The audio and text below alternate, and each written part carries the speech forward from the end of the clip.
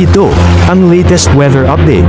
Alamin ang pinakasariwang ulat panahon ngayon dito sa Information TV Educational Channel. Alas 10 ng umaga, ito ay nasa may vicinity ng Bauco Mountain Province. Patuloy pa nga nitong binabaybay yung area sa may Cordillera Administrative Region.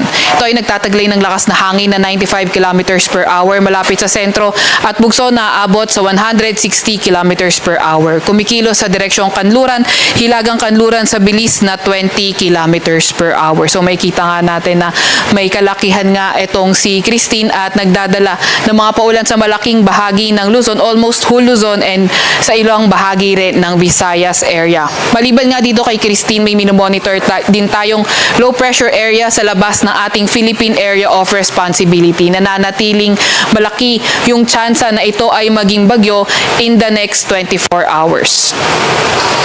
Para naman sa track nitong Christine, may kita nga natin itong area na ito yung may mga malalakas na hangin at itong naka-enclose na area ay tinatawag nating area of probability. So kapag magkaroon ng shift northward or southward yung bagyo, dito pwedeng mapunta yung kanyang sentro. So kagaya nga na nabanggit natin nung mga nakaraan ay naglandfall itong si Christine sa may Isabela area ng 12:30 AM. Posibleng lumabas na rin ng ating landmass etong si Christine within the day at ang labas niya ay sa may Ilocos region. Patuloy itong kikilo sa direksyong west-northwest over the Philippine Sea at posible nang lumabas ng ating Philippine Area of Responsibility tomorrow afternoon. So habang binabaybay nga nito yung landmass ng Luzon, posibleng humina ito at hindi natin tinatanggal yung possibility na ma-downgrade ito into a tropical storm category.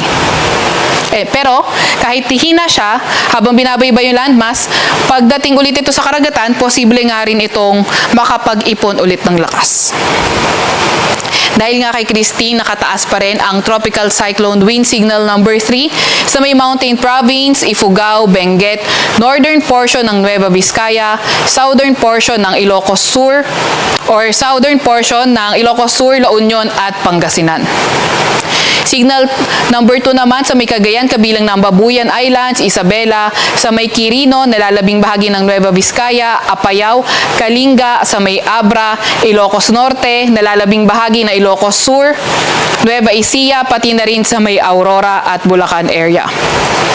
Signal 2 pa rin sa may Tarlac, Pampanga, sa may Zambales, Bataan, sa may Metro Manila rin, Rizal, Cavite, western portion ng Batangas at ang northern portion ng Laguna.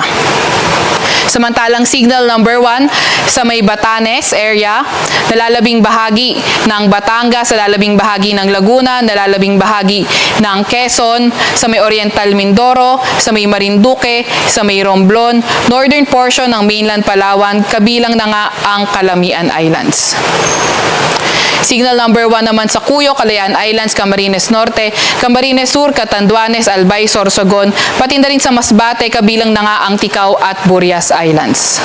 Signal number 1 pa rin naman sa may Aklan, Capiz, Antique, kabilang na ang Caluya Islands, Bantayan Islands, sa may Northern Samar, northern portion ng Samar, sa may Biliran, northern portion ng Eastern Samar, at ang northwestern portion ng Leyte.